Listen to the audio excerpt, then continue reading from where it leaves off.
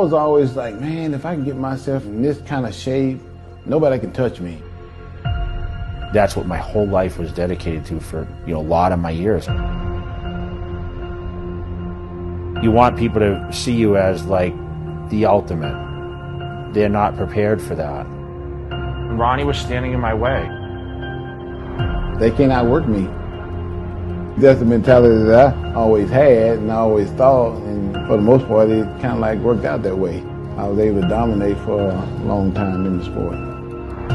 Like the whole advertisement was Ronnie Coleman, Jay Cutler show, because they knew it was going to be 1 and 2.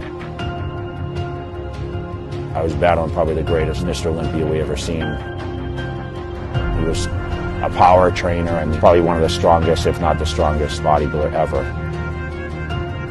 There was a lot of money at stake. We were the 2 highest paid guys. We signed the biggest contracts in probably bodybuilding history ever. And that started the whole Ronnie Jay era. It was the Jay Cutler, Ronnie Coleman battle. It was a 1-2 show every year. We were the best. We were the draws, and that's when I think bodybuilding was at its peak. Ron Coleman. On the other side, Jay Cutler. I've always prepared myself to be the very best that I possibly could be. I felt like I always needed to be presentable. I needed to have a certain amount of size. I needed to appear the next year better than before. And peaking the body was very difficult. We all have our opponents that are stronger than others. Let me translate that for you. This is tired bodybuilding talk. Basically, he said he can whip Ronnie's ass.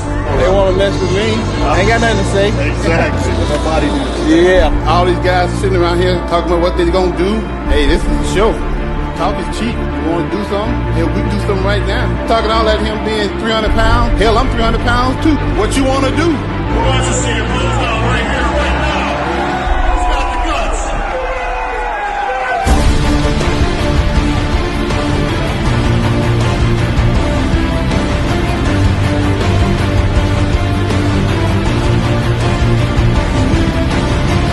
Last friend.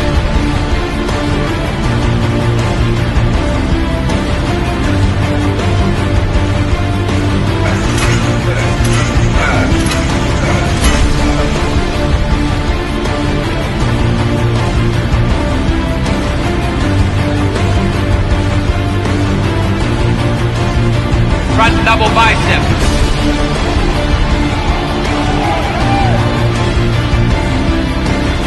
I'm the only one that can go toe-to-toe with this guy. He's a monster, but I can get him, No one believes it. If anyone can do it, I can do it.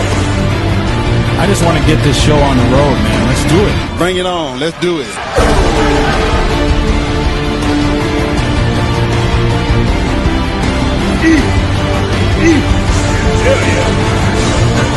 Abdominals inside.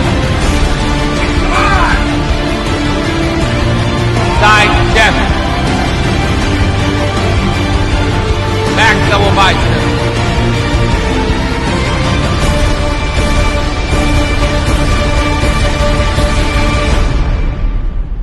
I didn't think I could be beat. I have great respect for Ronnie, but, people say this guy is unbeatable, and I don't agree with that. Everyone's beatable on a certain day. I feel the fear of losing was what drove me more than anything. I remember Ronnie saying, oh, no one's going to beat me. But I looked over at him, and it was me and him standing there, and I saw how nervous he was every time. So I think that fear is a big motivating factor on why you continue to work harder and be better. Being a champion is a lot of pressure like that.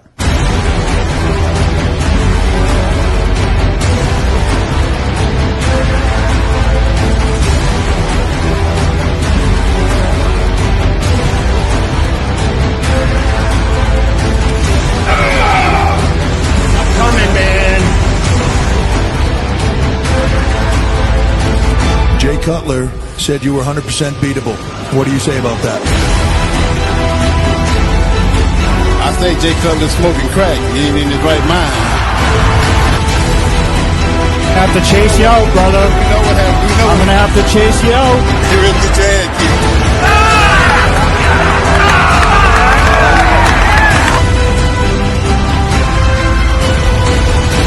I didn't beat the best Ronnie Coleman ever. I don't want people ever to think like, oh, well, Ronnie was at his best and Jay was at his best. It's not the case.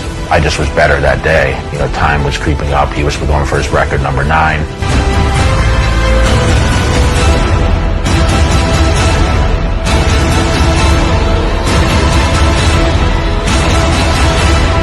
never been that rivalry like that. I think that's what bodybuilding is.